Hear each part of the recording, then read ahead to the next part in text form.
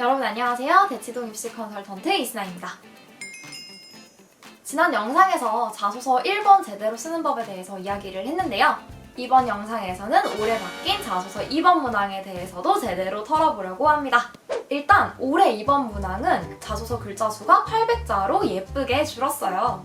물어보는 내용은 고등학교 재학 기간 중 타인과 공동체를 위해 노력한 경험과 이를 통해 배운 점을 기술해 주시기 바랍니다. 인데 이거 어디서 많이 보던 거죠. 기존의 3번 문항에 있던 내용이랑 거의 비슷하다고 할 수가 있습니다.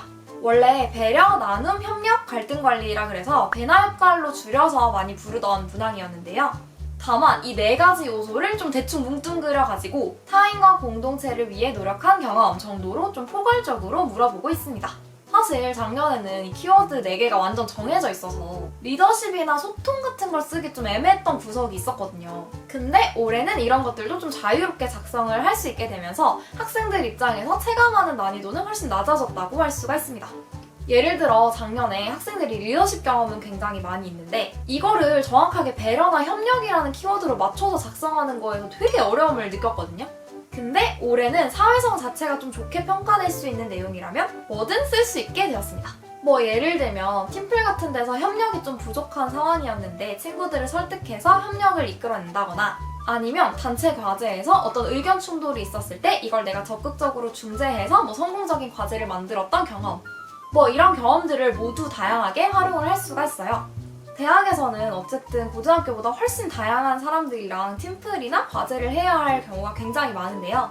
이런 대학 생활에 여러분이 잘 적응할 수 있냐라는 인성과 사회성을 보려는 게 이번 문항의 목적입니다. 그러면서 자연스럽게 딱 인성만 드러내는 게 아니라 문제 상황 자체를 좀 잘 해결하려는 역량까지도 드러나면 굉장히 좋아요. 많은 학생들이 인성 문항이라고 하니까 착하기만 하면 되는 거라고 착각을 많이 하는데 뭐 예를 들면 친구의 고민 상담을 들어주는 거나 봉사활동에 매일매일 꾸준히 참여했다거나 뭐 이런 단순한 내용들로 이 문항을 채우고는 합니다. 하지만 이 문항의 의도는 단순히 착한 학생을 찾는 게 절대 아니에요. 상황 속에 어떤 문제가 있는지를 명확하게 인식하고 자신이 할 수 있는 역할을 찾아서 해결해 나가는 문제 해결력까지도 보고 싶은 겁니다. 그 할 수 있는 역할이 내 전공과 관련된 역량이라면 더 좋겠죠?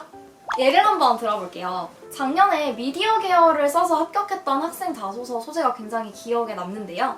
이 친구는 지역복지센터의 어르신들이 생일을 좀 잘 못 챙긴다는 거에 대해서 굉장히 안타까움을 느끼고 생일 파티를 직접 기획하게 됩니다.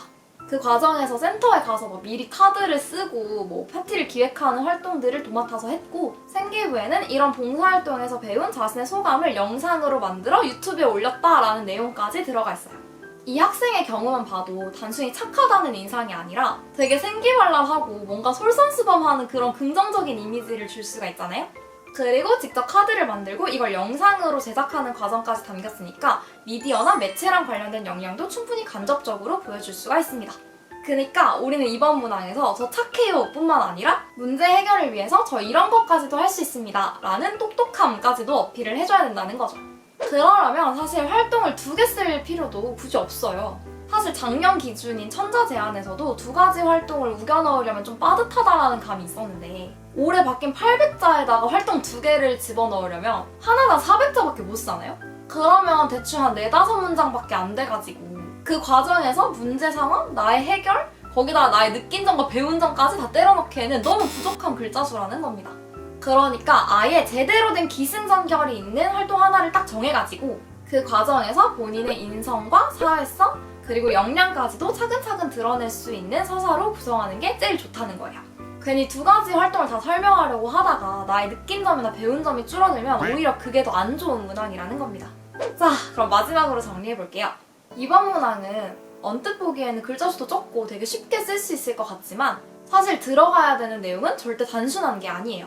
인성과 사회성 그리고 역량을 통해서 여러분이 대학에 들어가서 한 명의 성인으로서 잘 적응하고 활약할 수 있다는 걸 보여줘야 되는 문항이라는 겁니다. 그러니까 절대 쉽게 대충 이번 문항 넘기지 마시고 자신만의 긍정적인 요소들을 좀 짜임새 있게 잘 구성하셔서 남들과는 좀 차별화되는 이번 문항을 만들어 가시기 바랍니다. 그리고 이런 나만의 짜임새 있는 서사를 갖춘 이번 문항을 만들고 싶으신 분들은 유튜브 아래 링크에 나와 있는 이순아 블로그로 방문해주세요. 오늘도 영상 시청해주셔서 감사합니다. 다음 영상에서 다시 만나요. 안녕!